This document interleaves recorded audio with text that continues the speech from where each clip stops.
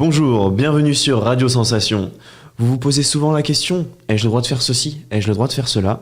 Ai-je le droit d'avoir le droit? Tant de questions dont nous n'avons que rarement la réponse. Mais ça, c'était avant, mesdames et messieurs, car dorénavant, nous recevrons toutes les semaines Maître Bertrand Thomas, avocat au barreau de Rouen. Bonjour, maître. Bonjour William. Le principe est simple, vous nous envoyez vos questions sur notre page Facebook Sensation Normandie. Nous y répondrons dans les plus brefs délais lors de ces mags. Commençons ce mag avec la question suivante. Comment me procurer les services d'un avocat lorsque je n'ai pas assez d'argent pour m'en procurer un moi-même? Quelles sont les solutions à ma disposition? Oui William, il arrive très souvent que l'on ait à se défendre dans le cadre d'une procédure ou alors à saisir un tribunal pour faire valoir ses droits et nous n'avons pas forcément les moyens de supporter le coût d'une procédure qui peut être parfois effrayant. Cependant, le principe, c'est que toute personne a le droit d'être défendue, a le droit d'être assistée. Et pour garantir ce principe, il existe un mécanisme qui est une aide de l'État qui s'appelle l'aide juridictionnelle. Et qu'est-ce que cette aide juridictionnelle? L'aide juridictionnelle, c'est une aide financière de l'État pour payer les frais de justice. Alors les frais de justice, ils comprennent notamment les honoraires de l'avocat, mais également les frais d'huissier, parfois de notaire, parfois d'experts judiciaires dont on peut avoir besoin.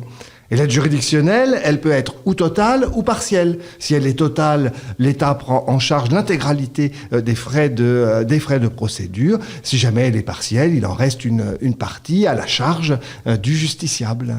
Et qui peut demander cette aide? L'aide juridictionnelle n'est pas automatique. Elle doit obligatoirement être demandée par le justiciable s'il veut faire une demande en justice ou s'il doit se défendre contre une procédure qui est engagée contre lui. En principe, toutes les personnes physiques y ont droit, c'est-à-dire que les entreprises, par exemple, n'ont pas droit à l'aide juridictionnelle. Et donc, quelles autres conditions pour cette aide, pour y avoir accès? Alors, il faut justifier de certains plafonds de revenus. Ainsi, si vous avez des revenus qui sont inférieurs à environ 1 000 euros, vous avez une aide juridictionnelle totale. Si vous avez des revenus qui sont compris entre 1 000 euros et 1 500 euros mensuels, vous avez une aide juridictionnelle partielle. Par contre, si vous avez des revenus qui sont supérieurs à 1 500 euros par mois, là, vous n'êtes pas accessible au bénéfice de l'aide juridictionnelle. Et il faut savoir qu'il y a aussi des correctifs en fonction du nombre de personnes que l'on a à charge. Les plafonds sont un petit peu plus élevés lorsque l'on a par exemple des enfants à sa charge. Et quels revenus donc sont pris en compte pour cette aide juridictionnelle? Tous les revenus du foyer. Alors si vous êtes marié, si vous avez des enfants qui travaillent, tous les revenus de ces personnes sont pris en compte. Mais il y en a certains qui ne sont pas pris en compte pour le calcul des plafonds, comme par exemple les allocations familiales, l'allocation logement, la prime d'activité. Et comment fait-on pour demander cette aide juridique? Alors, comme je le disais, l'aide juridictionnelle n'est pas automatique. Il faut en faire la demande. Et pour cela, il faut remplir un formulaire qui est disponible au tribunal ou dont dispose également l'avocat que vous pouvez aller consulter. Et donc, cette demande, elle est déposée soit directement par le justiciable, soit par son avocat. Et il est important de déposer cette demande d'aide juridictionnelle dès le début de la procédure, car si vous avez engagé des frais avant le dépôt de votre demande d'aide juridictionnelle, ils ne seront pas remboursés. Est-ce que l'avocat a une obligation par rapport à ces aides juridictionnelles? Non. L'avocat n'est pas obligé d'accepter de travailler au bénéfice de l'aide juridictionnelle. C'est un choix. Et c'est la raison pour laquelle il est important que le justiciable qui va rencontrer son avocat lui demande lors du premier rendez-vous s'il est d'accord pour travailler au bénéfice de l'aide juridictionnelle. Mais si l'avocat refuse, ce n'est pas forcément vrai, ce n'est pas la raison pour laquelle le justiciable ne sera pas défendu, car il pourra tout à fait demander la désignation d'un avocat qui accepte de travailler au bénéfice de l'aide juridictionnelle. Et comment fonctionnent les honoraires d'avocat? Les honoraires de l'avocat sont libres.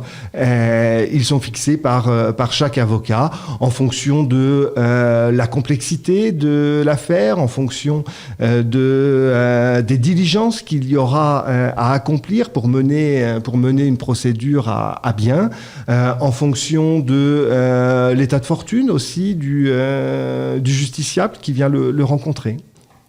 Et y a-t-il une différence des honoraires en fonction de donc si on gagne l'affaire ou si on la perd?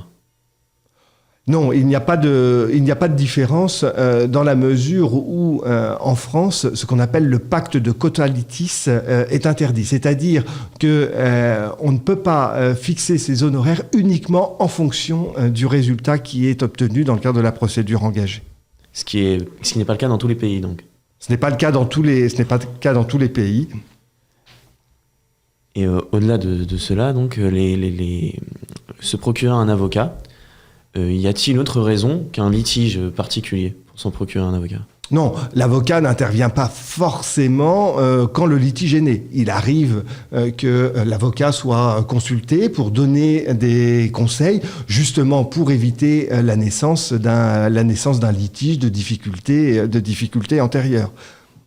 Et pour ce genre de conseil, on peut demander l'aide juridictionnelle ou faut-il être victime d'une infraction, Alors généralement, l'aide juridictionnelle n'est accordée que lorsqu'une procédure est engagée, c'est-à-dire que lorsqu'une juridiction est saisie. Pour toutes les missions de conseil que peut avoir l'avocat, par exemple pour la rédaction d'un bail d'habitation, pour la rédaction d'un contrat, pour toutes ces missions, il n'y a généralement pas de bénéfice de l'aide juridictionnelle.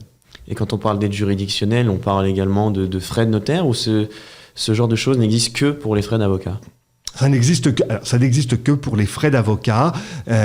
Certains autres frais peuvent être pris en charge au titre de l'aide juridictionnelle, mais uniquement pour des frais qui sont engagés dans le cadre d'une procédure. Par exemple, les frais d'huissier peuvent être pris en charge au titre de l'aide juridictionnelle. Quand vous engagez une action, il faut que vous informiez officiellement votre adversaire de ce qu'une procédure est engagée contre lui. Et pour ce faire, il faut que vous ayez recours à un huissier de justice qui va aller apporter officiellement un acte de procédure à votre adversaire. Ceci a un coût et ceci peut être pris en charge au titre de l'aide juridictionnelle. Et comme vous venez de dire, on peut attaquer des gens et demander l'aide juridictionnelle. Il n'y a pas de différence de cette aide en fonction de si on est en attaque ou dans l'opposition, en défense. Pas du tout. L'aide juridictionnelle est ouverte pour chacun pour faire valoir ses droits, que ce soit en demande ou en défense. Et cette aide juridictionnelle, quand on en fait la demande, qui n'est pas automatique, est-ce qu'on l'a automatiquement? Non, ce n'est pas automatique.